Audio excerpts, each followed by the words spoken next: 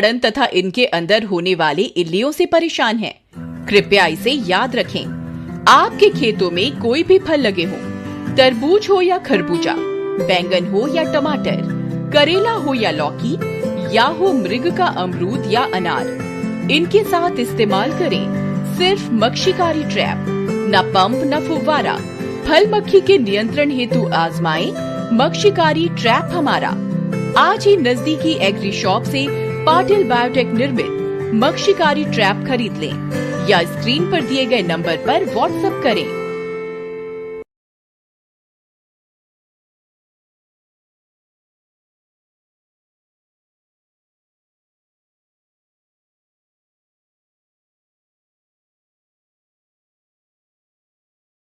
पाटील आजच्या या Facebook live मध्ये पाटील बायोटेक तंत्रज्ञानामध्ये आपलं सर्वांचं हार्दिक स्वागत करतो। आज आपण जो विषय निवडलेला आहे तो आहे पपई, मैलाचा दगड। ह्या विषयाच्या नावामध्येच ह्या पिकाचं जे ताकद आहे किंवा ह्या पिकाची जी शक्ती आहे, जर आपण पपई ह्या पिकामध्ये खूप चांगल्या पद्धतीने नियोजन जर केलं आणि एक चांगलं उत्पादन जर आपण गाठू शकलो तर उत्पन्नाचा एक रेकॉर्ड किंवा शेतकरी बांधवांसाठी एक मैलाचा दगड ठरू शकतो। जेवढे काही फळपिकं महाराष्ट्रामध्ये होतात, केळी आहे, द्राक्ष आहे, डाळिंब आहे, संत्रा आहे, मोसंबी आहे, पपई आहे, या सर्व फळपिकांमध्ये जी बेसिक इन्व्हेस्टमेंट लागते त्या इन्व्हेस्टमेंटच्या अनुषंगाने रोपांची इन्व्हेस्टमेंट असेल, रोपाची किंमत असेल, ड्रिपचा जो खर्च असेल, अँगल, तार, बांबू, काठी, कंपाऊंड, या सगळ्या गोष्टी ज्या बेसिक इन्फ्रास्ट्रक्चर ज्याला आपण म्हणतो ते सगळ्यात कमी ज्या फळपिकांमध्ये लागतं त्यातलं एक केळी आणि दुसरं एक पपई। तर हे दोन महत्त्वाची फळपिकं आहेत। पपईमध्ये तसं बघितलं तर केळीमध्ये जसं आपण म्हणू शकतो महाराष्ट्राची मक्तेदारी आहे किंवा द्राक्षामध्ये सुद्धा आपण म्हणू शकतो महाराष्ट्राची मक्तेदारी आहे, तशीच पपईमध्ये सुद्धा महाराष्ट्र आणि गुजरात या दोन राज्यांची एक चांगली मक्तेदारी आहे। वर्षभर हे फळपीक बाजारामध्ये उपलब्ध असतं आणि सरासरी दर हा बाजारामध्ये 6 रुपये किलो, 7 रुपये किलो पासून ते 15 ते 20 रुपये किलो पर्यंत मिळत राहतो। एक बंपर यील्ड प्रति एकर देणारं हे फळपीक आहे आणि जर ह्या फळपिकांमधल्या काही अडचणी जर आपण दूर करू शकलो मित्रांनो, तर मला वाटतं आपण खूप चांगलं एक आर्थिक गणित एका एकरमध्ये जुळवू शकतो। तर बघूया आजचं हे पपई मैलाचा दगड ह्या पिकामध्ये आपल्याला काय काय गोष्टींवर काम करता येईल, काय मला तुम्हाला मार्गदर्शन करता येईल। पाटील बायोटेक तंत्रज्ञानाच्या माध्यमातून ह्या पिकामध्ये आपण अडचणींवर मात करून यशस्वीरित्या कसं उत्पादन घेऊ शकतो याविषयी आज आपण चर्चा करणार आहोत, मार्गदर्शन सुद्धा करणार आहोत। दुसरी गोष्ट, आजच्या या फेसबुक लाईव्ह मध्ये जेवढी लोक आता मला लाईव्ह बघतायत, या सर्व लोकांना माझी विनंती असेल की जर पाटील बायोटेक तंत्रज्ञानामध्ये हे आमचे कार्यक्रम तुम्हाला जर आवडत असतील तर आत्ता तुम्ही लाईव्ह कार्यक्रम लाईक आणि शेअर करायला विसरू नका। जर तुम्ही लाईक आणि शेअर केला तर नक्कीच तुमच्यासारख्या इतर शेतकरी बांधवांपर्यंत ही माहिती पोहोचवण्यामध्ये मदत होईल, आम्हालाही यश मिळेल। मित्रांनो, कुठल्याही पिकांमध्ये जर आपल्याला यशस्वी व्हायचं असेल तर आपल्याला 5 महत्त्वाची सूत्र आहेत, 5 महत्त्वाचे भाग आहेत, 5 महत्त्वाच्या गोष्टी आहेत ज्यांच्यावर आपल्याला काम करायला पाहिजे, ज्यांच्यावर आपल्याला लक्ष द्यायला पाहिजे। आणि त्यातलं जे 5 मुद्दे आहेत, या 5 मुद्द्यांमध्ये जर आपण 100% यश गाठणं थोडं अवघड होतं, पण एक चांगलं यश जर आपण मिळवू शकलो, या 5 मुद्द्यांची तांत्रिक माहिती जर आपण मिळवू शकलो आणि त्या माहितीच्या आधारावर, आपल्या अनुभवाच्या आधारावर जर आपण टप्प्याटप्प्याने काम करत गेलो तर मला वाटतं आपण कुठल्याही पिकामध्ये चांगल्या प्रकारे यश मिळवू शकतो। मग ते 5 मुद्दे कोणते? पहिला मुद्दा त्यातला जातीची निवड। कुठल्याही पिकाची जी उत्कृष्ट जात असेल किंवा आपल्या एरियामध्ये जी उत्कृष्ट जात ठरेल किंवा मार्केटला जी रिक्वायरमेंट आहे त्या जातीची निवड आपल्याला करता आली पाहिजे। लागवडीची पद्धत जे काही महत्त्वाचे मुद्दे आहेत, त्यातला हा अति महत्त्वाचा मुद्दा असा आपल्याला म्हणता येईल. प्रति एकर झाडांची संख्या, प्रति एकर रोपांची संख्या, कांद्यापासून ते केळीपर्यंत, छोट्यातल्या छोट्या पिकापासून तर मोठ्यातल्या मोठ्या पिकापर्यंत जर प्रति एकर रोपांची संख्या आपण मॅनेज करू शकलो तरच आपण अपेक्षित उत्पादन मिळवू शकतो. म्हणून या मुद्द्यावरही आपल्याला या ठिकाणी लक्ष द्यायचं आहे. तिसरा मुद्दा अन्नद्रव्य व्यवस्थापन, किंवा आपण त्याला सोप्या भाषेमध्ये खत व्यवस्थापन म्हणू शकतो. नुसतं रासायनिक खतं किंवा सेंद्रिय खतं किंवा शेणखतं किंवा गोण्याच्या गोण्या वॉटर सोल्युबल एवढं सोडून आपल्याला अपेक्षित उत्पन्न मिळवता येणार नाही. तर याच्यासाठी आपल्याला अन्नद्रव्यांची गरज काय असते आणि त्यानुसार आपल्याला कॅलिब्रेशन करता आलं पाहिजे. पिकाचा जो कालावधी आहे त्या कालावधीनुसार आपल्याला बरोबर जे महत्त्वाचे अन्नद्रव्य, जी मुख्य अन्नद्रव्य, त्याचा आपल्याला टप्प्याटप्प्याने वाटणी करता आली पाहिजे, त्याचं ॲप्लिकेशन आपल्याला करता आलं पाहिजे. रोग आणि कीड व्यवस्थापन अत्यंत महत्त्वाचा मुद्दा आहे. योग्य वेळेस जर आपल्याला रोग किंवा कीड नियंत्रित करता आली, नायनाट आपल्याला करता येणार नाही, आपल्याला फक्त नियंत्रण करता येईल आणि ते जर आपण करू शकलो तरी सुद्धा आपण चांगल्या प्रकारे यश मिळवू शकतो. आणि पाणी व्यवस्थापन, हे 5 मुद्दे आहेत. या 5ही मुद्द्यांवर आपल्याला जायचं आहे. मी या प्रत्येक मुद्द्यावर, वेळ आपल्याकडे कमी असतो, एका तासामध्ये आपल्याला जेवढं जास्तीत जास्त देता येईल तेवढा माझा प्रयत्न असतो. तुम्ही जर वही पेन घेऊन बसला नसाल तर नक्की जवळ वही पेन घ्या. जेवढं तुम्हाला लिहिता येईल, नोट करता येईल महत्त्वाचे मुद्दे, तेवढे नोट नक्की करा. त्याचबरोबर आज आपण हेही बघणार आहोत, करंट ज्या काही समस्या आहेत, टरबूज खरबूज पिकामध्ये काही समस्या आहेत, मिरचीमध्ये काही समस्या आहेत, कांद्याच्या बीजोत्पादनामध्ये काही समस्या आहेत, ज्या ज्या समस्या मला लोकांनी पाठवल्या त्यातल्या कॉमन, ज्या मोस्ट म्हणजे सगळ्यात जास्त ज्या लोकांनी वारंवार त्या समस्या पाठवल्यात त्या समस्यांवरही मी आज उत्तर तुम्हाला देणार आहे. तर जाऊया पपई ह्या पिकामध्ये आपल्याला चांगलं उत्पादन कसं घेता येईल आणि त्यासाठी आपल्याला हे जे पंचसूत्र दिलेले आहेत, हे जे 5 मुद्दे दिलेले आहेत, या 5 मुद्द्यांवर आपल्याला काम कसं करता येईल. सगळ्यात पहिले जातीची निवड.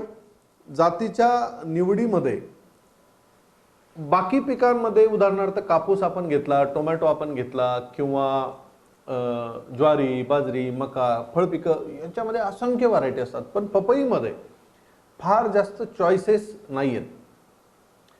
व्हरायटी निवडताना आत्तापर्यंत तर आपल्याकडे पर्यायच नव्हते. म्हणजे अगदी ह्या मागच्या 2-3 वर्षाचा जर विचार केला तर ॲटलिस्ट आपल्याकडे पर्याय आहेत. नाही तर पूर्ण भारतामध्ये रेड लेडी ही जी नोन यू सीडची जी व्हरायटी आहे, ज्याला आपण तैवान 786 या टोपण नावाने सर्वजण ओळखतो, सर्रास असं म्हणता येईल की 99.99% क्षेत्रावर फक्त ही एकच व्हरायटी लागत आहे. आज सुद्धा हिचं क्षेत्र ऑलमोस्ट 90%च्या वर आहे असं म्हटलं तर वावगं ठरणार नाही. मग आता आपण जे दुसरे 2 नावं जर तुम्हाला तुमच्या मोबाईलच्या स्क्रीनवर दिसत असेल तर 3 ऑप्शन मी या ठिकाणी तुमच्या समोर ठेवलेत. एक आईसबेरी, ग्रीनबेरी आणि रेड लेडी किंवा तैवान 786. याच्यामध्ये आजही मी तुम्हाला हे म्हणेल की तुम्ही जर 1 एकर किंवा 2 एकर क्षेत्र लावणार असाल त्यातलं 90% क्षेत्र तुम्ही तैवान 786 किंवा रेड लेडी ह्याच व्हरायटीला आपण प्रिफर केलं पाहिजे. पण 786 किंवा तैवान 786 ह्या व्हरायटीमध्ये ज्या काही पॉझिटिव्ह गोष्टी आहेत, पॉझिटिव्ह गोष्टी म्हणजे तिच्यावर आपल्याला सगळ्यात मेन की मार्केटला डिमांड जास्त आहे. एक्सपोर्ट असेल, लोकल मार्केट असेल, डोमेस्टिक पूर्ण मार्केट असेल तर सर्वीकडे आपण पाठवू शकतो. जळगावमधनं ट्रक भरून मी दिल्लीला पाठवू शकतो, दिल्लीमधनं ट्रक भरून मी तामिळनाडूला पाठवू शकतो, तामिळनाडूतून 30 पपई भरून मी मुंबईला पाठवू शकतो. म्हणजे जी किपिंग क्वालिटी आहे, तिची जी ड्युरेशन आहे, टिकण्याचा जो कालावधी आहे तो एकदम चांगला आहे. पण ह्या ज्या इतर 2 व्हरायटी, विशेष करून त्यातली ग्रीन बेरी ही जी व्हरायटी, मी मुद्दामून त्याचं फळ सुद्धा या ठिकाणी आणलंय आणि जर तुम्हाला दिसत असेल, तैवान 786 पेक्षा ह्या जातीचं फळ थोडं कमी आहे. पण मोठा गुणधर्म, एक चांगला प्लस पॉइंट ह्या जातीमध्ये असा आहे की हिची जी गोडी आहे ही खूप जोरात आहे. म्हणजे अगदी हिरवं फळ, कच्चं फळ जरी आपण कापलं तरी सुद्धा आपण ते खूप चवीने खाऊ शकतो, एवढी गोडी ह्या व्हरायटीमध्ये आहे. पण ह्या व्हरायटीचा जो वीक पॉइंट आहे म्हणजे तैवान 786 पेक्षा याच्यामध्ये गोडी खूप जास्त आहे, पण जी याची टिकण्याची क्षमता आहे ती अतिशय कमी आहे. फार तर फार 7 ते 8 तास ट्रॅव्हलिंग टाईम म्हणजे ट्रान्सपोर्टेशनमध्ये ही पपई टिकू शकते, त्याच्यावर ही पपई जास्त कालावधीसाठी टिकू शकत नाही. हिरवा माल तोडल्यानंतर सुद्धा तो लवकरात लवकर परिपक्व होतो. त्याची जी पिकण्याची जी कालावधी आहे तो सगळ्यात जास्त आहे, फार फास्ट आहे, आणि म्हणून मार्केटला आपण जास्त लांब अंतरावर पाठवू शकत नाही.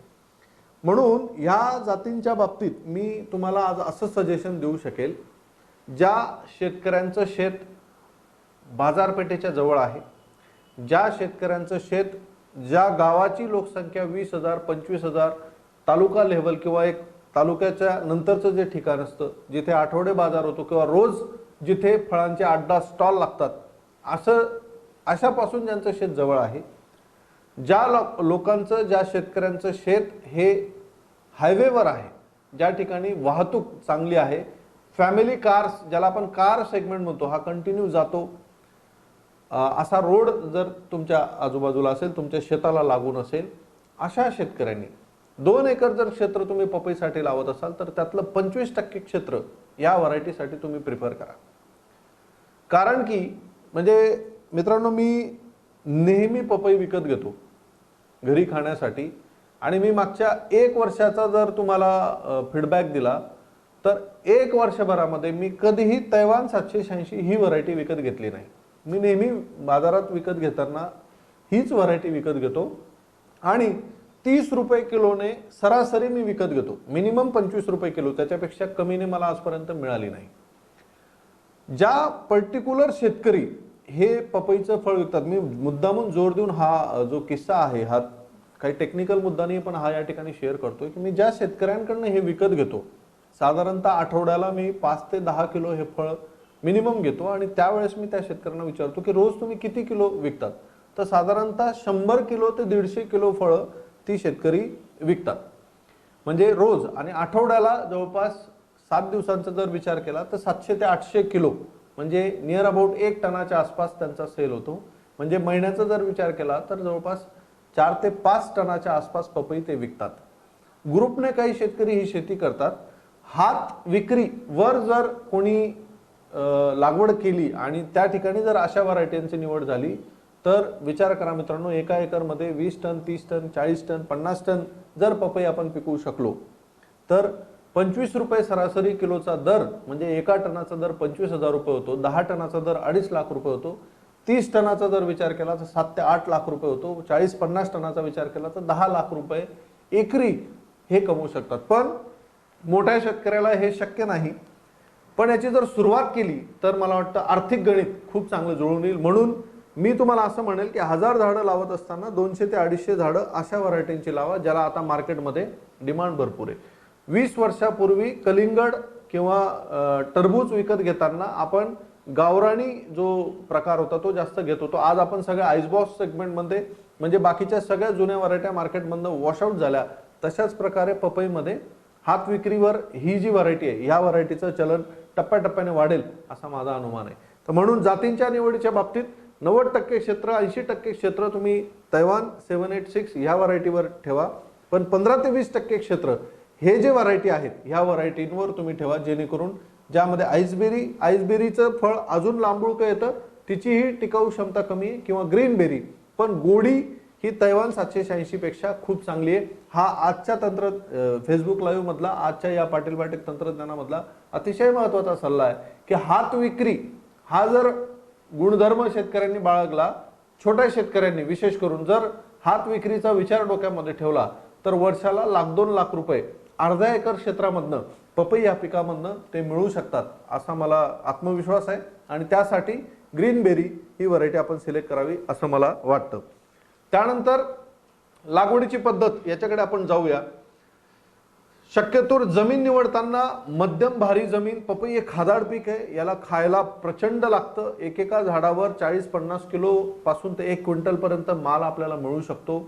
आणि एवढं जर उत्पन्न तुम्हाला घ्यायचं असेल तर नक्कीच त्या झाडाचा जो अपटेक रेशो आहे तो खूप हाय आहे. म्हणून चांगली कसदार जमीन असली पाहिजे. हलकी मुरमाड रेताड माळ रानाच्या जमिनीवर पपई लावून उपयोग नाही. त्या ठिकाणी आपल्याला लॉंग ड्युरेशन क्रॉप आहे, क्रॉप टिकून राहणार नाही, अडचणी जास्त वाढतील.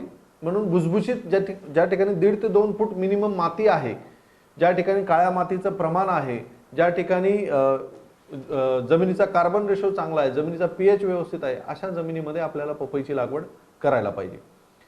जर लागवड करण्यापूर्वी शेणखत, गांडूळ खत, सेंद्रिय खत, कोंबडी खत सोडून, कोंबडी खत चुकूनही पपई ह्या पिकाला वापरायचा नाही. नक्की तुम्ही वापर करा शेणखताचा, गांडूळ खताचा किंवा सेंद्रिय खताचा. टाकून जमिनीची चांगली मशागत करून जमिनीमध्ये त्या मिक्स करून घ्यायचंय. त्यानंतर आपल्याला लागवड करायची. लागवड करताना लागवडीची जी पद्धत आपल्याला वापरायची ती अत्यंत महत्त्वाची आणि योग्य पद्धत. अंतर याच्यामध्ये चुकलं नाही पाहिजे.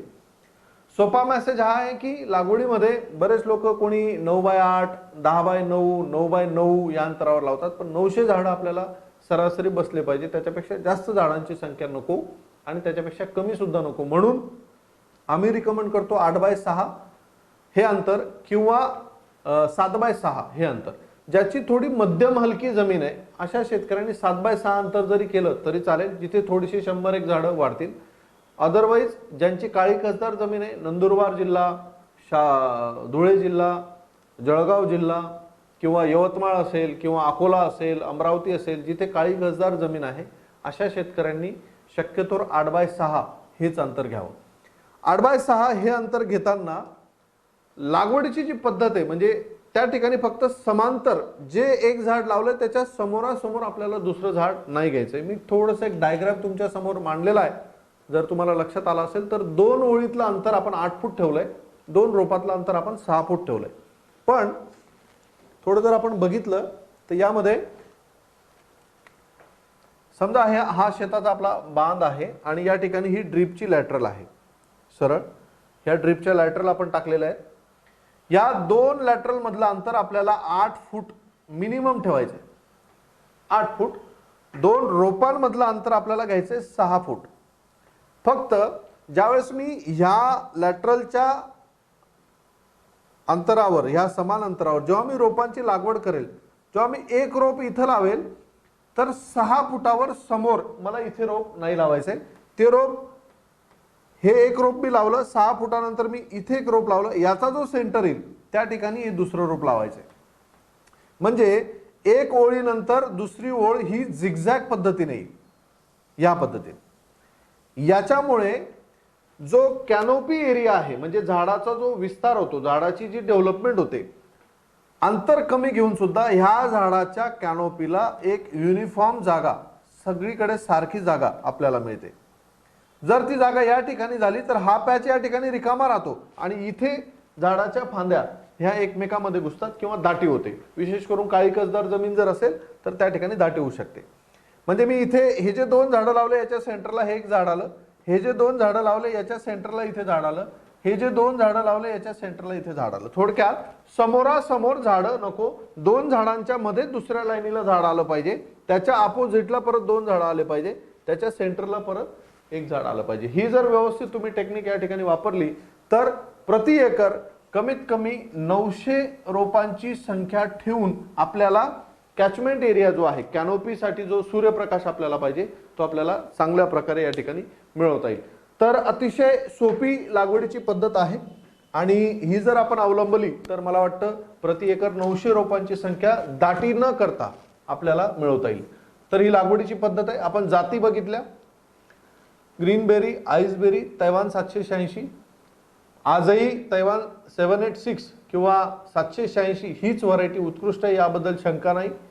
सगळ्या दृष्टीने सगळ्या ज्या गरजा आहेत एक्सपोर्टच्या निमित्ताने असेल, इंडियाच्या पूर्ण मार्केटमध्ये भारतामध्ये पाठवायचं असेल तर तीच पूर्ण ठरते. परंतु हात विक्री हा एक अत्यंत महत्त्वाचा विषय, हा एक अत्यंत महत्त्वाचा मुद्दा जर तुम्ही डोक्यात ठेवला तर 1000 झाडं लावत असताना 200-300 झाडं जर त्याची लावली तर तुम्हाला दुधाच्या बिझनेस सारखं एक फिक्स इन्कम या पिकापासून, या फळ पिकापासून 100% मिळवता येईल. मित्रांनो, तालुक्यापासून जवळपास असणारे शेतकऱ्यांनी, जिल्ह्यापासून जवळपास असणाऱ्या शेतकऱ्यांनी, ज्या ठिकाणी धार्मिक स्थळ आहेत त्याच्या जवळपास असणाऱ्या शेतकऱ्यांनी, हायवेवर ज्या ठिकाणी शेतं असतील त्या शेतकऱ्यांनी, जिथे मोठे मोठे हायवेवर रेस्टॉरंट्स आहेत, गर्दीचे रेस्टॉरंट जिथे भरपूर लोक येत राहतात, ट्रका थांबतात, अशा शेतकऱ्यांनी ह्या फळपिकांची जर लागवड मी सांगितलेली त्या व्हरायटीची जर केली तर तुम्हाला महिन्याला 25-30 हजार रुपये फिक्स इन्कम निदान 4 ते 5 महिने नक्कीच कमवता येईल, याची मला गॅरंटी आहे. तर लागवडीची पद्धत आपण बघितली. आता आपण जाऊया अन्नद्रव्य व्यवस्थापनाकडे. आता मित्रांनो, मी मगाशी सुरुवातीलाच तुम्हाला बोललो की पपई हे पीक अत्यंत खादाड पीक आहे. त्यातल्या त्यात पोटॅश लव्हिंग प्लांट आहे. सगळ्यात जास्त पालाशची मात्रा लागणारे जे पीक आहे, ज्यामध्ये केळी येतं, पपई येतं, डाळिंब आहे, द्राक्षबाग आहे, हे पोटॅश लव्हिंग प्लांट आहेत. म्हणजे याला पालाशची मात्रा खूप मोठ्या प्रमाणावर लागते. तुम्ही ते शेणखतामधून द्या, तुम्ही ते रासायनिक खतामधून द्या, तुम्ही ते गांडूळ खतामधून द्या किंवा तुम्ही विद्राव्य खतांमधून द्या, परंतु जे मुख्य अन्न घटक आहेत त्याच्यामध्ये पालाश या अन्न घटकाची सगळ्यात जास्त गरज या फळ पिकाला आहे. बरेचशा लोकांमध्ये एक समज आहे की पपईला युरिया किंवा नत्र अजिबात द्यायचा नाही. तर याच्यावर मी आज खूप चांगलं तुम्हाला मार्गदर्शन या ठिकाणी करू शकणार आहे. ह्या एका वाक्याचा जो अर्थ आहे, मी असं म्हणेल की पपईला नत्र द्यायचा आहे, परंतु तो नेहमी पालाशपेक्षा कमी. आणि पपईला नत्र तुम्ही 10 किलो जरी दिला तरी तो जास्त ठरेल जर तुम्ही पालाश दिला नाही तर. म्हणजेच काय, ते पपईला जर आपण 50 किलो नत्र दिला आणि त्यासोबत जर आपण 300 किलो पालाश दिला तर 50 किलो नत्र हा कमी आहे. म्हणजे लक्षात घ्या, नत्र कमी याचा अर्थ की तो पालाशपेक्षा नेहमी कमी पाहिजे. नत्र जास्त याचा अर्थ तो पालाशपेक्षा जास्त नसला पाहिजे. 30 ते 40 टन पपईच्या उत्पन्नासाठी 80 किलो नत्र, 90 किलो स्फुरद आणि जवळपास 300 किलो पालाश हा प्रति एकरी किंवा प्रति हेक्टरी लागतो. इतकं उत्पन्न जेवढ्या एरियातनं तुम्ही घेणार आहात. गरज नाही आपल्याला की 80 किलो नत्रासाठी आपल्याला 4 बॅग युरिया टाकावाच लागेल, कारण की नायट्रोजन मिळण्यासाठी सोर्सेस भरपूर आहेत. परंतु अजिबातच युरिया किंवा नायट्रोजन युक्त खतं आपल्याला पपईला दिलीच नाही पाहिजेत, हा जो समज आहे हा समज आपल्याला दूर करावा लागेल. तर शेतकरी बंधूंनो, नत्र देताना एक वाक्य माझं नेहमी लक्षात ठेवा. मी परत या ठिकाणी जोर देऊन सांगतो की नत्र देताना तो नेहमी पालाशपेक्षा कमी असला पाहिजे. नत्र कमी म्हणजे तो पालाशपेक्षा कमी आणि नत्र जास्त म्हणजे तो पालाशपेक्षा जास्त. तुम्ही 1 बॅग युरिया जर दिला आणि तुम्ही पालाश फक्त 5 किलो 10 किलो दिला तर तो नायट्रोजन जास्त होईल. पण तुम्ही जेव्हा 1 बॅग युरिया देतात त्यावेळेस जर तुम्ही 100 किलो पालाश दिला असेल तर तो नायट्रोजन जास्त होणार नाही. या सगळ्या गोष्टींचा विचार करून एक परफेक्ट शेड्यूल मी आता तुम्हाला या ठिकाणी सादर करतोय. साधारणतः पपईला 3 डोस अत्यंत महत्त्वाचे आहेत. पहिला डोस लागवडीच्या आधी, दुसरा डोस साधारणतः लागवडीनंतर 70 दिवसांनी आणि तिसरा डोस 120 दिवसांनी. हे 3 बेसल डोस किंवा ज्याला आपण म्हणू शकतो एक मेजर डोस आपल्याला द्यावे लागतील. या व्यतिरिक्त मग टप्प्याटप्प्याने मध्ये कॅल्शियमची मात्रा, मॅग्नेशियमची मात्रा, सल्फरची मात्रा, मायक्रोन्यूट्रिएंट, बोरॉन या गोष्टी आपल्याला द्याव्या लागतील. तर मी फार जास्त टेक्निकली खोलात जर गेलो तर वेळ कदाचित कमी पडेल. पण आता जे मी शेड्यूल तुम्हाला सांगतो मित्रांनो, याच्यामध्ये शक्यतोवर तुम्ही बदल करू नका. मध्यम ते भारी जमिनीमध्ये किंवा जी थोडी काळी कसदार जमीन आहे अशा जमिनीमध्ये जर काही वाढ जास्त राहिली, वाढ जोमदार राहिली, तर आपण मी दिलेला नत्र स्किप करू शकतात किंवा त्याला टाळू शकतात. पण ज्या ठिकाणी थोडी हलकी मध्यम जमीन आहे अशा ठिकाणी मी दिलेल्या शेड्यूल मधलं कुठलाही न्यूट्रिएंट, कुठलाही मॉलिक्यूल कमी किंवा जास्त करू नका. तर आता आपण बघूया की खत व्यवस्थापन आपल्याला कसं करायचंय. लागवडीच्या 10 ते 15 दिवस आधी जेव्हा तुम्ही शेणखत किंवा बेसल डोस मध्ये जे काही सेंद्रिय खत वगैरे टाकणार आहे त्यावेळेस 8 फुटावर ज्या ठिकाणी लॅटरल आहे तिथे जर आपण बेड बनवणार असू, साधारण 2.5 ते 3 फूट रुंदीचा बेड आपल्याला बनवायचा आहे. त्या बेडवर हा दिलेला जो कॉम्प्लेक्स डोस आहे हा चांगला मिक्स करून घ्यायचा आहे आणि संपूर्णपणे बेडवर पसरून घ्यायचा आहे. त्यानंतर आपल्याला लॅटरलने तास, 1.5 तास, 2 तास जमिनीच्या मजदुराप्रमाणे पाणी देऊन बेड ओला करून घ्यायचा आहे. याच्यामध्ये आपल्याला DAP 150 किलो स्टँडर्ड कंपनीचं घ्या, MOP muriate of potash 100 kilo, ह्युमॉलजी हॉर्टिकल्चर स्पेशल 20 किलो, रिलीजर 5 किलो, मायक्रोडील किट 23 किलो. याच्यामध्ये zinc sulphate, ferrous sulphate, magnesium, manganese, boron 5 घटक असतात. किंवा तुम्ही मायक्रोन्यूट्रिएंट जी ग्रेड 1 आहे ते सुद्धा 10 किलो प्रति एकर घेऊ शकतात. हा एक डोस बनवायचा आहे. परत एकदा सांगतो, DAP 150 किलो, MOP 100 किलो, ह्युमॉलजी 20 किलो, रिलीजर 5 किलो, मायक्रोडील किट 23 किलो. हा एक बंपर डोस मिक्स करून बेडवर पसरून घ्यायचा आहे. किंवा जर DAP अवेलेबल नसेल तर 10-26-26 200 kilo SSP single super phosphate standard कंपनीचं घ्या 100 किलो, ह्युमॉलजी 20 किलो, रिलीजर 5 किलो आणि मायक्रोडील किट 23 किलो मिक्स करून बेडवर चांगल्या पद्धतीने पसरून घ्यायचे. त्यानंतर ड्रिप मधनं पाणी द्या, बेड बऱ्यापैकी ओला करून घ्या. कोंबडी खत सोडून बाकी तुम्ही कुठलंही ऑर्गॅनिक कंपाऊंड बेसल डोस मध्ये याच्यासोबत मिक्स करू शकतात किंवा बेडवर तुम्ही टाकू शकतात किंवा रोटा मारण्याच्या आधी टाकून म्हणजे जमिनीमध्ये चांगल्या प्रकारे मिक्स करून घेऊ शकतात. यानंतर लागवड करायची. लागवडीची पद्धत मी तुम्हाला सांगितली 8x6 हे सगळ्यात बेस्ट अंतर आहे. झिगझॅग पद्धतीने आपल्याला लागवड करायची आहे. लागवडीनंतर 10 दिवसांनी NPKचं एक बूस्टर 319 5 किलो, अमृत ड्रिंचिंग किट 150 किंवा 200 लिटर पाण्यामध्ये घेऊन पंपाने ड्रिंचिंग केली तर खूप चांगलं. जर ड्रीप असेल तर तुम्ही ड्रीप मधनं सोडलं तरी चालेल. पंपाने ड्रिंचिंग करताना जे काही रोप असेल त्या रोपावर पाणी नाही टाकायचंय. रोपापासून साधारणतः 4 ते 5 इंच अंतरावर अशी राऊंड रिंग करून आपल्याला पाणी टाकायचे. 150 लिटर पाणी कमीत कमी एका एकरला संपलं पाहिजे.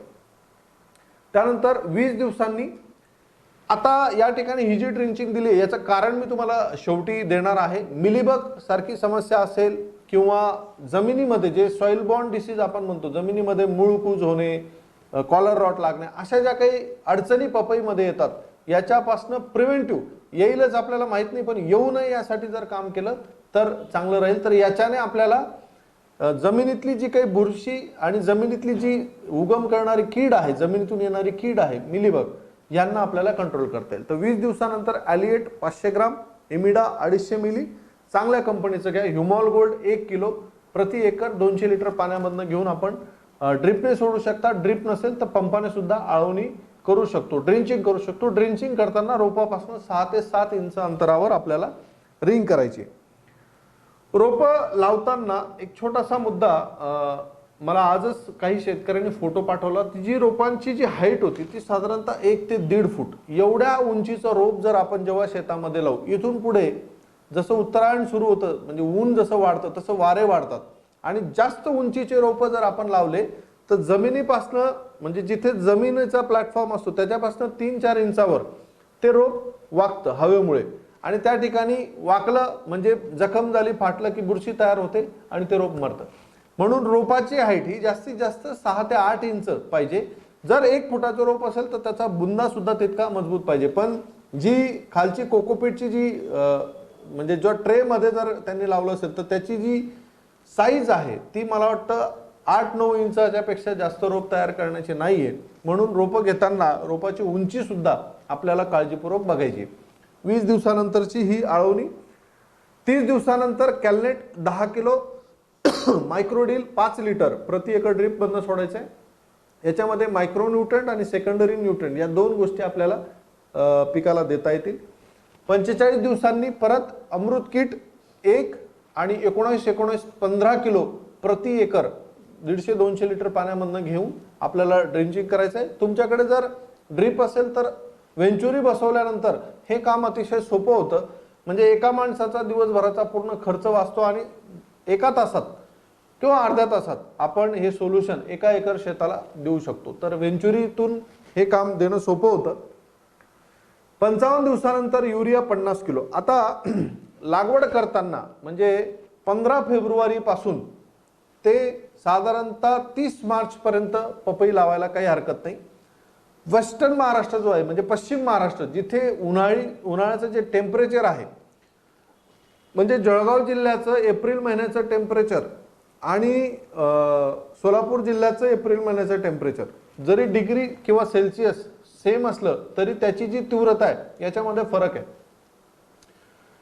किंवा कोल्हापूर जिल्ह्यातलं 42 डिग्री टेम्परेचर आणि जळगाव जिल्ह्यातलं सुद्धा 42 डिग्री टेम्परेचर, तर याची जी तीव्रता बसते ती कोल्हापूरच्या त्या टेम्परेचरला तितकी झळ बसत नाही. म्हणून पश्चिम महाराष्ट्रामध्ये 10 एप्रिल 15 एप्रिल पर्यंत सुद्धा पपईची लागवड करायला काही हरकत राहत नाही किंवा लोक करतात. परंतु जळगाव जिल्ह्यामध्ये किंवा खानदेशमध्ये, मराठवाडामध्ये, विदर्भामध्ये शक्यतो 30 मार्च नंतर लागवड नको.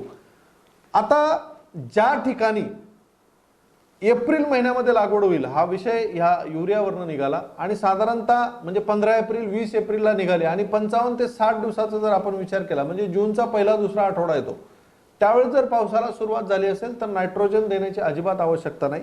पण 15 फेब्रुवारी 20 फेब्रुवारी 1 मार्च 10 मार्च 15 मार्चच्या दरम्यान जर लागवड झाली असेल तर पहिल्या 60 दिवसामध्ये डेव्हलपमेंट होताना उन्हामुळे नॅचरली कुठल्याही पिकाची काईक वाढ ही कमी असते. अशा वेळेस नत्राची मात्रा देणं गरजेचं ठरेल, म्हणून 55 दिवस. तर हा 55 ते 60 दिवसाचा कालावधी पाऊस पडण्याच्या आधी जर येत असेल तर ही नत्राची मात्रा कुणीही टाळू नये किंवा कमी सुद्धा करू नये. पण हा 55 दिवसाचा कालावधी जर आपला जून जुलै या महिन्यामध्ये येत असेल तर ही मात्रा आपण टाळू शकतो, जमीन मध्यम असो किंवा जमीन भारी असो. 70 दिवसांनी दुसरा बेसल डोस ज्याला आपल्याला म्हणता येईल किंवा दुसरा मेजर डोस, ज्याच्यामध्ये आपल्याला डीएपी 150 किलो घ्यायचं आहे, एमओपी 150 किलो घ्यायचं आहे, ह्युमॉलजी 20 किलो, रिलीजर 5 किलो आणि मायक्रोडील 23 किलो, कॅलनेट साधारणतः 10 किलो प्रति एकर द्यायचं आहे.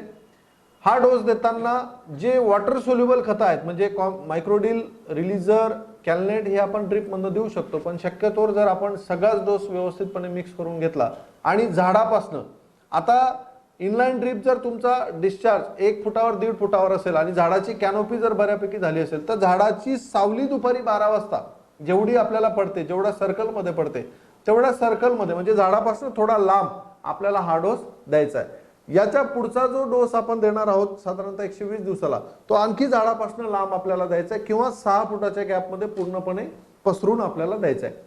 ते आपण पुढे बघूच. 80 दिवसानंतर 1261 15 किलो, 0050 3 किलो किंवा पोटॅशियम शोनाइट 5 किलो ड्रिप मधून आपल्याला द्यायचं आहे. 90 दिवसानंतर परत 1261 15 किलो आणि एक अमृत ड्रिंचिंग किट एकरी 150 किंवा 200 लिटर पाण्यामध्ये मिक्स करून आपल्याला ड्रिप मधून द्यायचं किंवा पंपाने ड्रिंचिंग करायची आहे.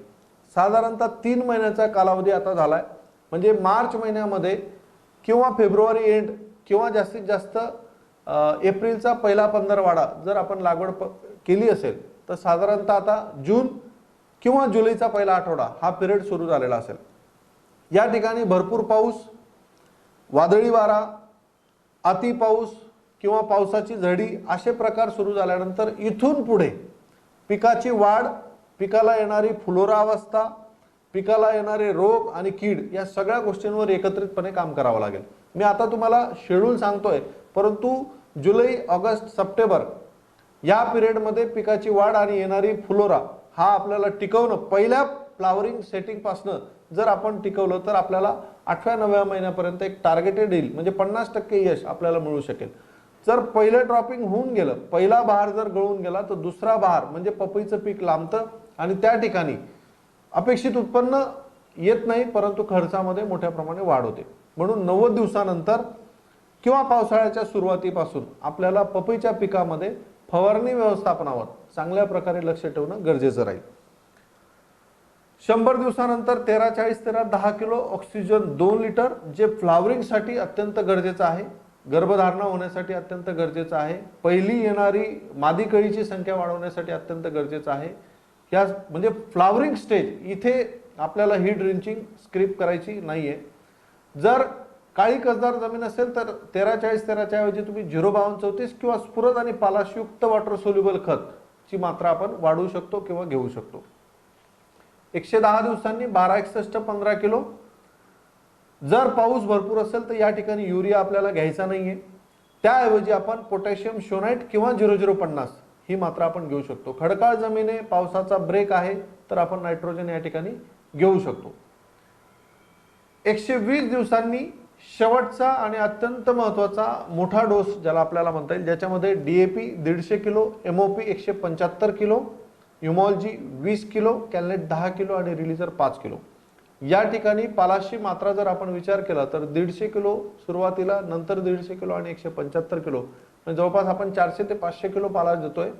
म्हणजे जर आपण बघितलं तर पालाश घटक हा जवळपास आपण 300 किलो या ठिकाणी देतोय, जो ह्या पिकासाठी अत्यंत आवश्यक आहे. 140 दिवसांनी मायक्रोडील 3 लिटर, बोरॉन 1 किलो. गरज असेल तर यासोबत तुम्ही चिलेटेड झिंक किंवा चिलेटेड मिक्स मायक्रोन्यूट्रंट सुद्धा आपण 250 ते 500 ग्राम प्रति एकर घेऊ शकतो. ड्रिप मधनं हे देऊ शकतो किंवा पंपाने सुद्धा आळवणी करून आपण देऊ शकतो. 150 दिवसानंतर 052-34 15 किलो आणि 2 अमृत ड्रिंचिंग किट प्रति एकर 150 ते 200 लिटर पाण्यात घेऊन आपण ड्रिंचिंग करू शकतो किंवा ड्रिपने सोडू शकतो. 150 म्हणजे 120 दिवसापासून 180 दिवसापर्यंतचा जो कालावधी, फुलोरा येणं आणि फ्लावरिंग सेटिंग होणं हा कालावधी, या ठिकाणी स्फुरद आणि पालाशची मात्रा वरून स्प्रे मधनं सुद्धा आणि खालून सुद्धा आपण देऊ शकतो. किंवा दिली पाहिजे. 180 दिवसानंतर DAP 150 किलो, MOP 200 किलो, ह्युमॉलजी 20 किलो, कॅलनेट 10 किलो, रिलीजर 5 किलो आणि मायक्रोडील 23 किलो प्रति एकर आपल्याला द्यायचं आहे. या ठिकाणी जर पहिलं फ्लावरिंग सेटिंग व्हायला आपल्याला अडचण आली असेल तर 180 दिवसानंतरचा डोस आपण स्किप करायचा आहे. जर पहिला लोड भरपूर असेल तर मात्र 180 दिवसाला आपल्याला हा डोस द्यायचा आहे, जेणेकरून पुढचं जे फ्लावरिंग आहे, पुढचा जो बहार आहे तो आपल्याला चांगल्या पद्धतीने घेता येईल. 200 दिवसाला 13-0-45 15 किलो, साधारणतः 40 ते 50 फळं एका झाडावर जर व्यवस्थितपणे सेट झाली तर मग त्याची वाढ करणे, त्याच्यामध्ये कलर आणणे, त्याच्यामध्ये गोडी आणणे, या कामासाठी पोटॅशियम नायट्रेट, पोटॅशियम शोनाइट किंवा पोटॅशियम सल्फेट या 3 घटकांचा वापर आपण 180 दिवसाच्या पुढे करायला पाहिजे. तर 200 दिवसाला 13-0-45 15 किलो अमृत ड्रिंचिंग किट 1 प्रति एकर ड्रिप बंद सोडायचं आहे किंवा आपल्याला 150 ते 200 लिटर पाण्यासोबत घेऊन ड्रिंचिंग करायची. 210 दिवसाला परत पोटॅशियम नायट्रेट 15 किलो प्रति एकर 200 लिटर पाण्यामध्ये घेऊन आपल्याला ड्रिंचिंग करायची किंवा ड्रिपने सोडायचं आहे. 220 दिवसाला पोटॅशियम शोनाइट 0023 15 किलो, ह्युमॉल गोल्ड 1 किलो प्रति एकर 200 लिटर पाण्यात घ्यायचं आहे. जर पोटॅशियम शोनाइट अवेलेबल नाही झालं तर 0050 10 kilo, magnesium sulphate 5 kilo plus ह्युमॉल गोल्ड 1 किलो असं प्रमाण घेऊन आपण 200 लिटर पाण्यातनं सोडू शकतो. 230 दिवसाला परत पोटॅशियम शोनाइट 15 किलो, पोटॅशियम शोनाइट नाही मिळालं तर SOP प्लस मॅग्नेशियम असं आपण 200 लिटर पाण्यामध्ये घेऊन प्रति एकर सोडू शकतो. म्हणजे साधारणतः 8 ते 9 महिन्यापर्यंत फर्टिगेशन आपल्याला करायचं आहे, जेणेकरून पपई आपल्याला 15 ते 16 महिन्यापर्यंत आउटपुट देऊ शकेल. फर्टिगेशन मध्ये साधारणतः 3 ते 4 महत्त्वाचे बेसल डोस आणि 8 ते 10 वॉटर सोल्युबल विद्राव्य खतांच्या ड्रिंचिंग किंवा ड्रिप मधनं शेड्यूल आपण जर व्यवस्थित फॉलो केलं तर आपण एका झाडावर साधारणतः 40 किलो पासून 80 ते 90 किलो पर्यंत टार्गेट करू शकतो. फर्टिगेशन करत असताना पहिला बहार हा जर आपण सेट नाही करू शकलो तर ह्या फर्टिगेशनला 50% आपल्याला कर्टेल करावं लागेल. समजा जुलै, ऑगस्ट, सप्टेंबर ह्या पिरियडमध्ये प्रचंड पावसाचं प्रमाण असलं आणि ज्यांच्या अर्ली लागवड आहेत फेब्रुवारी पहिला आठवडा, दुसरा आठवडा, तर ते सगळं फ्लावरिंग जुलै, ऑगस्ट, सप्टेंबर मध्ये येणार आहे आणि त्यावेळेस जर ते फ्लावरिंग सेट नाही करू शकलो तर आपल्याला फर्टिगेशन 50% कमी करावं लागेल. रोग आणि कीड नियंत्रणामध्ये आता पपईमध्ये रोगांच्या बाबतीत जर आपण विचार केला तर व्हायरस हा एक अत्यंत मोठा काय म्हणता येईल त्याला आपल्याला शाप आहे. व्हायरसवर जो येलो व्हॅन मोझॅक आहे हा 100% आपण कव्हर करू शकतो, पण जो लीप कल आहे तो आपल्याला कव्हर करता येत नाही. त्याचबरोबर मिलीबग किंवा रिंग स्पॉट व्हायरस हा सुद्धा आपल्याला कंट्रोल करता येत नाही, मिलीबग आपल्याला कंट्रोल करता येईल. त्याचबरोबर powdery mildew, downy mildew, sucking pest आणि सर्कोस्पोरा ह्या सगळ्या रोग आणि कीड आपल्याला कसे कंट्रोल करता येईल याच्यासाठी काही महत्त्वाचे स्प्रे आणि महत्त्वाच्या ड्रिंचिंग मी या ठिकाणी देतोय आणि ते स्प्रे आणि ते ड्रिंचिंग आपल्याला शक्यतो याच्यामध्ये स्किप करायचं नाही. आता उदाहरणार्थ लागवडीनंतर 6 दिवसांनी मी या ठिकाणी दिला तर 6 दिवसामध्ये पपईला काहीच अडचण येणार नाही आणि विशेष करून जी लागवड मार्च मध्ये होणार आहे, एप्रिल मध्ये होणार आहे, ह्या पपईला कुठलाही रोग किंवा कीड 6 दिवसामध्ये लगेच येणार नाही. पण जे सॉइल बॉर्न डिसीज असतात किंवा सॉइल बॉर्न पेस्ट असतात, जसं मिलीबगचं मी सुरुवातीला तुम्हाला म्हटलो, तर त्यासाठी आपल्याला ह्या ड्रिंचिंग फायदेशीर ठरतात. तर लागवडीनंतर 6 दिवसांनी अरेना 6 ग्राम, इमिडा 10 मिली, क्लीनर पी, क्लीनर डी 30 मिली, ब्लेज 15 मिली किंवा ब्लेज सुपर 5 मिली याच्यामध्ये एक कीटकनाशक आपण ठेवलंय, एक बुरशीनाशक आपण ठेवलंय. व्हायरससाठी अरेना दिलेलं आहे. अरेनाला पपई, टोमॅटो, भेंडी, वेलवर्गीय पिकं ह्या शेतकऱ्यांनी अजिबात स्किप करू नये. जितका वापर तुम्हाला कंटिन्यू ठेवता येईल अल्टरनेट स्प्रेमध्ये तेवढा व्हायरस हा प्रोलॉंग करता येईल, त्याला टाळता येईल, लांबवता येईल. तर या फवारणीमुळे कीटकनाशक, बुरशीनाशक म्हणजे दोन्ही आपण कॉम्बिनेशन या ठिकाणी घेतले, जेणेकरून आपल्याला कीड आणि रोग दोन्ही लांब ठेवता येतील. 20 दिवसानंतर मायक्रोडील 50 मिली, अमृत गोल्ड 100 मिली, अरेना 6 ग्राम, ब्लेज 15 मिली किंवा ब्लेज सुपर 5 मिली ही फवारणी आपल्याला घ्यायची आहे. 30 दिवसानंतर अरेना 40 ग्राम, व्हायरोगार्ड व्हायरससाठी जे 3-4 प्रकारचे मॉलिक्यूल बाजारामध्ये प्रचलित आहेत त्या सगळ्या मॉलिक्यूलचा अंतर्भाव आपण केलेला आहे, जेणेकरून आणि शक्यतोर पपई या पिकामध्ये व्हायरस येऊ नये यासाठी आपण जास्तीत जास्त काम केलं पाहिजे, म्हणून या फवारणींमध्ये अशा सर्व प्रॉडक्ट्सचा अंतर्भाव आपण केलेला आहे. तर लागवडीनंतर 30 दिवसांनी अरेना 40 ग्राम, व्हायरोगार्ड 200 मिली, क्लीनर पी 100 ग्राम, ब्लेज 15 मिली किंवा ब्लेज सुपर 50 मिली प्रति 100 लिटर पाण्यामध्ये घेऊन आपल्याला फवारणी करायची आहे. लागवडीनंतर 45 ते 60 दिवसांनी ॲक्टारा 50 ग्राम, क्लीनर पी 100 ग्राम, ऑक्सिजन 500 मिली, ब्लेज 100 मिली किंवा ब्लेज सुपर 50 मिली प्रति एकर 100 लिटर पाण्यामध्ये घेऊन आपल्याला फवारणी करायची. फवारणी करताना कव्हरेज जो स्प्रे पंप आपण वापरणार आहे, तर फवारणी करताना शक्यतोर सर्वच पिकांच्या बाबतीमध्ये एक पंप एक्स्ट्रा लागला तर चालेल, पण पिकाच्या कारण बरीचशी औषधं ही सिस्टमिक असतात, बरीचशी औषधं कॉन्टॅक्ट असतात, तर त्याचा जोपर्यंत पानाच्या प्रत्येक भागापर्यंत फैलाव आपण करणार नाही, स्प्रे आपण करणार नाही, तोपर्यंत आपल्याला चांगला इफेक्ट येणार नाही.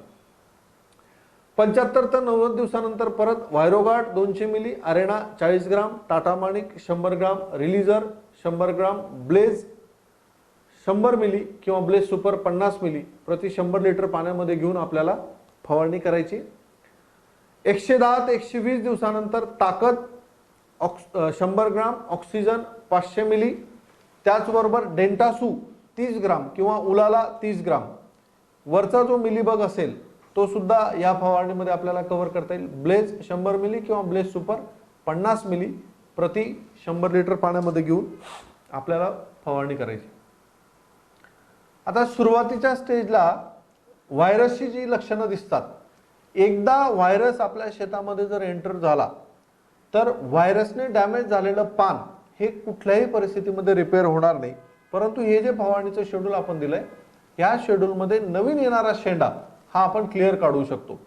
त्यासाठी शक्यतोर फवारणीमध्ये तुम्हाला अडचण, बरेचसे शेतकरी व्हायरस दिसल्यानंतर मग एकदम सुरू करतात, तर व्हायरस न दिसताना प्रिव्हेंटिव्ह पोझिशनला जर आपण हे संपूर्ण स्प्रे शेड्यूल ठेवलं तर मला वाटतं आपल्या शेतामध्ये मिलीबग असेल किंवा व्हायरस असेल किंवा रिंग स्पॉट व्हायरस असेल, प्रिव्हेंटिव्ह पोझिशनला आपल्याला अडचण येणार नाही.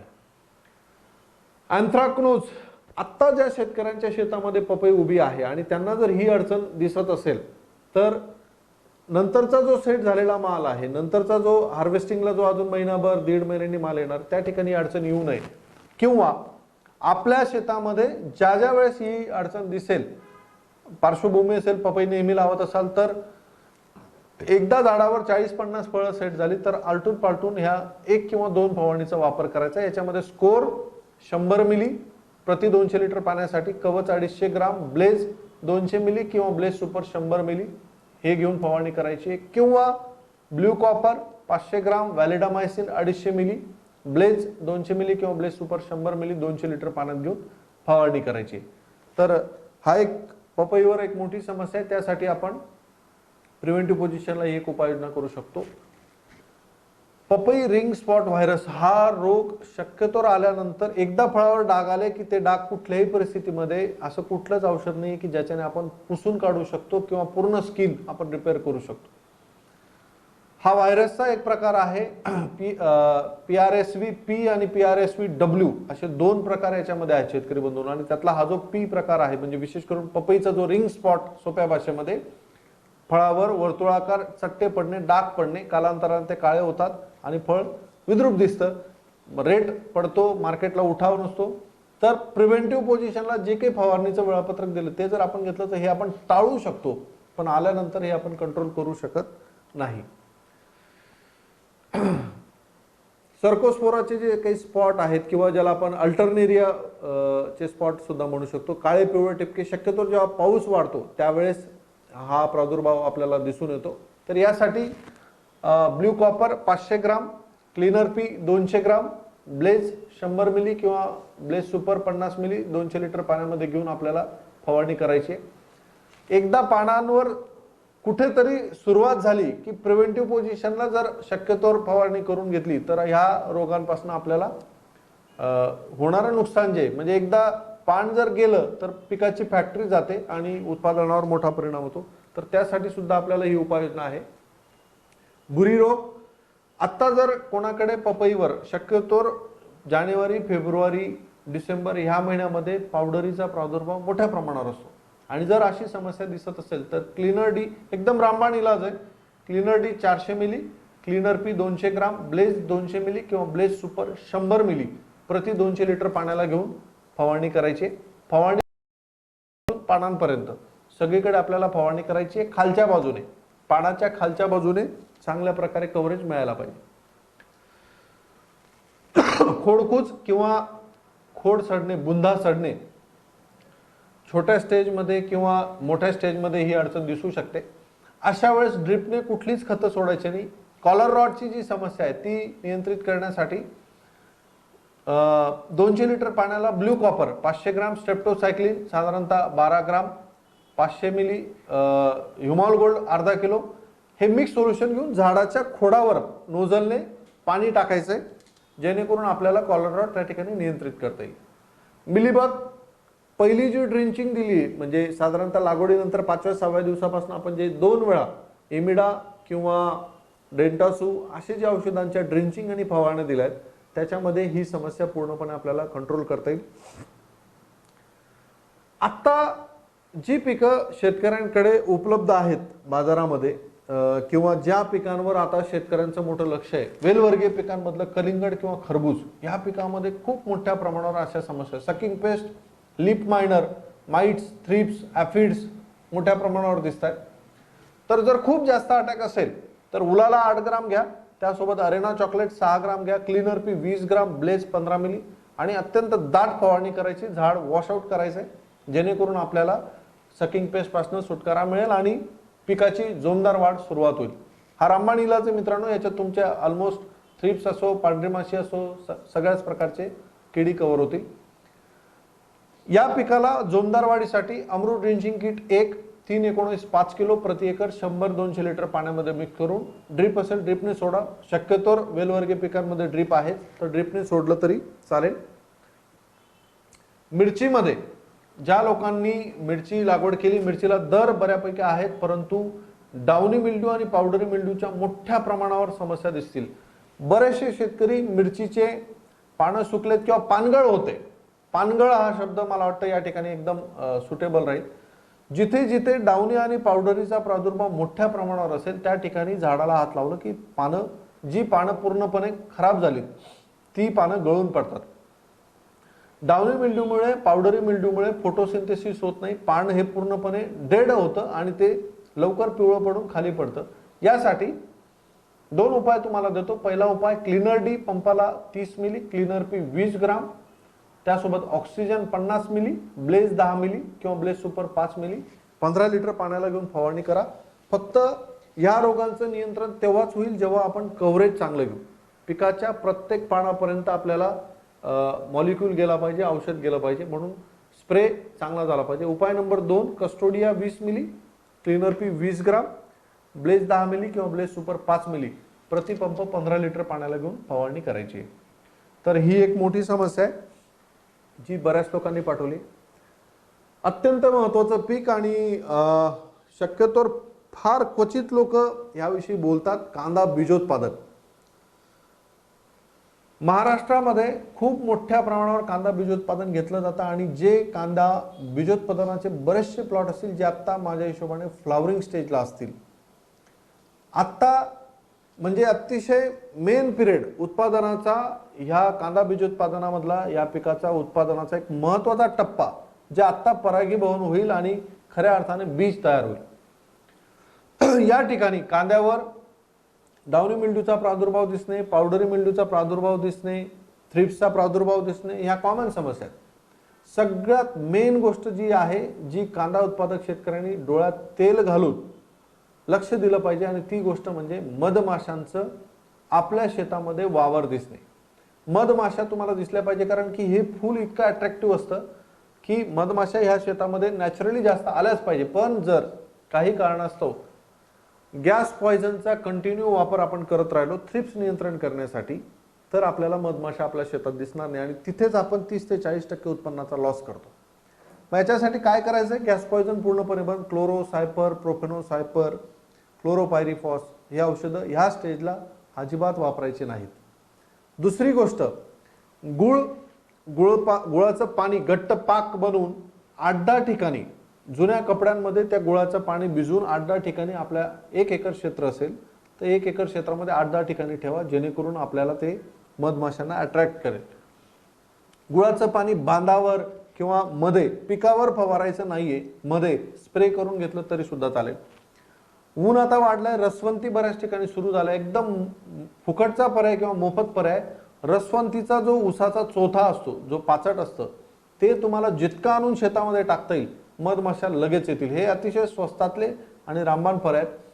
हे तुम्ही ताबडतोब करावं, जेणेकरून परागीभवनाला तुम्हाला सपोर्ट मिळेल.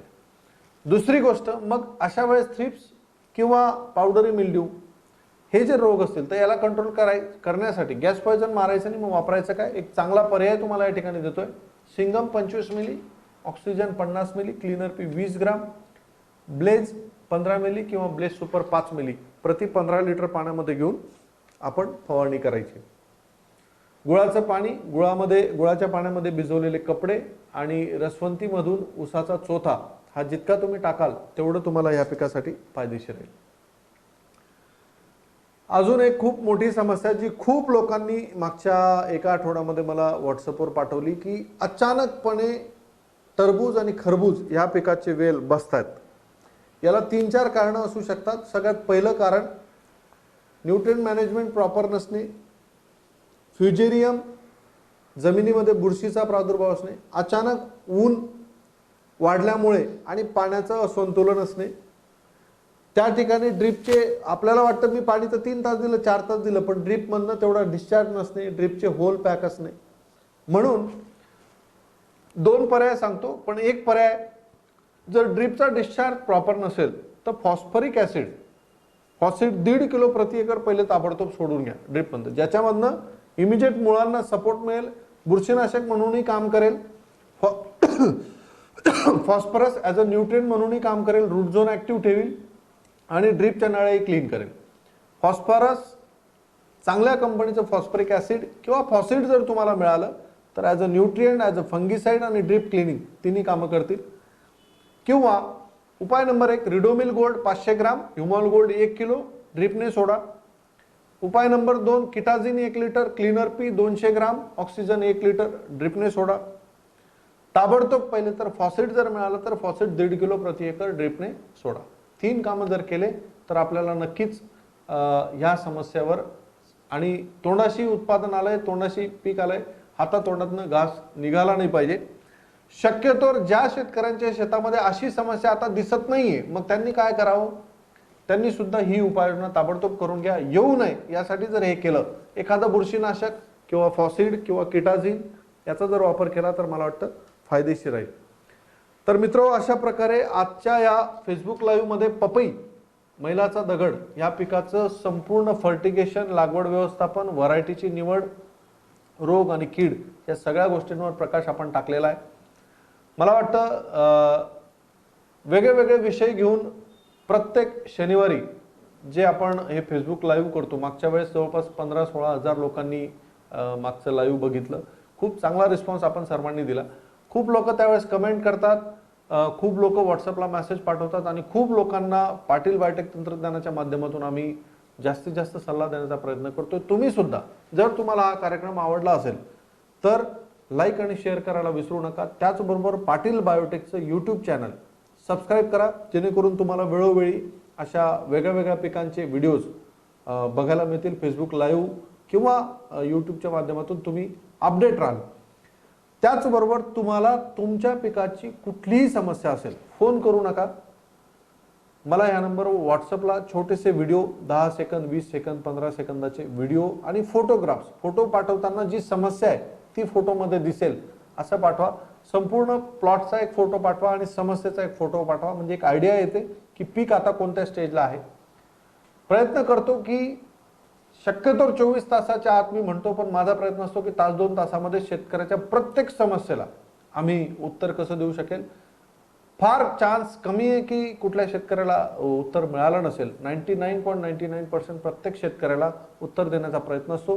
तर 99-239-74-222 या नंबरवर तुम्ही तुमची कुठलीही समस्या असेल मला नक्की पाठवा, मी ती सोडवण्याचा नक्की प्रयत्न करेन. त्याचबरोबर संपूर्ण महाराष्ट्राचे किंवा 7ही राज्यांचे नंबर्स खाली दिलेले आहेत. जर तुम्ही तुमच्या एरियामध्ये तुम्हाला कुठल्याही गोष्टीची अडचण असेल तर तुम्ही तुमच्या एरियातल्या प्रतिनिधींशी पण संपर्क करू शकतात.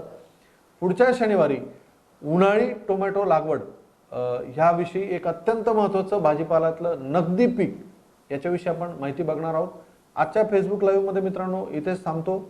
आपण सर्वांनी जो काही प्रतिसाद आपण देतात त्याबद्दल सर्वांचा मी आभारी आहे. लाईक करा, शेअर करा आणि दिलेल्या व्हॉट्सअप नंबरवर तुमच्या पिकाच्या समस्या नक्की पाठवा. पुन्हा भेटूया पुढच्या शनिवारी ठीक संध्याकाळी 6 वाजता. तोपर्यंत काळजी घ्या. कोरोना वाढतोय. मास्क लावा, सॅनिटायझरचा वापर करा. धन्यवाद.